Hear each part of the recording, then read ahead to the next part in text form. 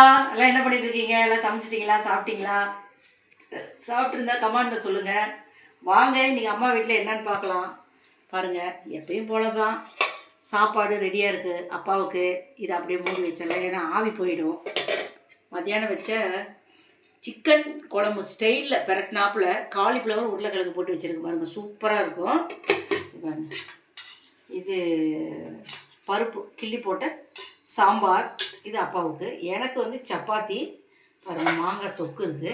இதெல்லாம் வச்சு அட்ஜஸ்ட் பண்ணி சாப்பிட்டுக்கோப்பா. வாங்க சாப்பிட்லாம். இன்றைக்கி வந்து மாலதேக்கா வீட்டில் வந்து இன்றைக்கி பூஜை போடல. அவங்க வந்து முத்துமலை முருகன் கோயிலுக்கு போயிட்டு வந்து ரொம்ப டயர்டாகிட்டாங்க. அங்கேயும் போய் வெத்திரி தீபம்லாம் போட்டு வந்துட்டாங்க. அதனால் நம்ம சப்ஸ்கிரைபர்காரங்களுக்கு எல்லாத்துக்கும் நான் போய் எங்கள் ராகுகால பூஜையில் எல்லாத்துக்கும் நான் வந்து பேர் சொல்லி அர்ச்சனை பண்ணிட்டு வந்துட்டேன். அந்த பேரெல்லாம் பாருங்க, அப்பா வெளியில் போயிட்டு வந்து கொஞ்சம் லேட் ஆகிடுச்சுப்பா. அதனால் அந்த பேர் எல்லா பேருக்கும் பேப்பரில் எழுதி கொடுத்தாங்க. நான் போய் எல்லாத்துக்கும் அர்ச்சனை பண்ணிட்டு வந்துட்டேன். அந்த பேரெல்லாம் ஒரு தடவை படிப்பாங்க பாருங்கள்.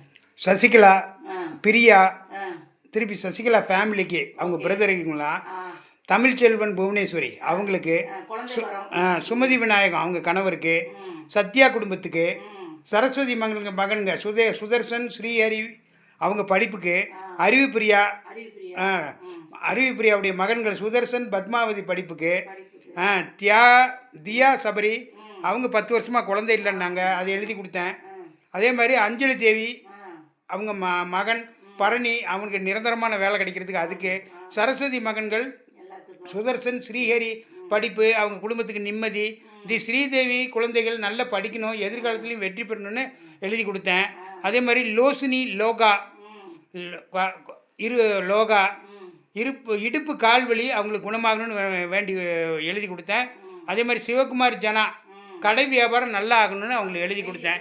அதே மாதிரி கோயம்புத்தூர் தீபா அவங்களுக்கும் எழுதி கொடுத்தம்மா. தீபா அவங்க பொண்ணு அவங்களுக்கு. ரெண்டாவது வந்து அந்த புவனேஸ்வரி தமிழ்ச்செல்வனோட மகனுக்கு குழந்தை வர வேணும்னு சொல்லிட்டு இன்னைக்கு நான் போய் கோயிலில் துர்கை அம்மனுக்கு வந்து நான் வந்து எலுமிச்சம்பழம் வாங்கி வேலில் குத்திட்டு இவருக்கு சுமதி விநாயகம் அவரோட உடல் கால்வலி நல்லா ஆகட்டுன்றதுக்காக ஆப்ரேஷன் பண்ணியிருக்காங்க. பாவம் அவங்க ரொம்ப கஷ்டத்தில் செலவு பண்ணியிருக்காங்க. அவர் எந்திரிச்சு நல்லபடியாக நடக்கணும்ன்ட்டு நான் அதாவது இத்தனை பேருக்கு நான் அர்ச்சனை பண்ணிட்டேன். அவங்களுக்கு தனியாக ஸ்பெஷலாக வந்து நான் வந்து பண்ணியிருக்கேன்ப்பா. ஓகேங்க, பாய்ங்க. நாளைக்கு உங்களை சந்திக்கிறேங்க.